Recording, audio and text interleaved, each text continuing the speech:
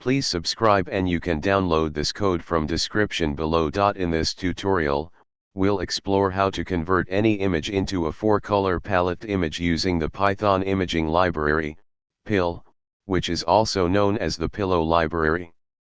Converting an image to a 4-color palette can be useful for reducing the size of the image while preserving its visual quality, which is especially important for web graphics and other applications where image size matters.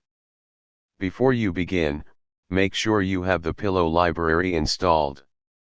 You can install it using pip if you haven't already. Let's walk through these steps with a code example. In this code example, after running the code, you should have a 4-color palette image saved at the specified output path. That's it.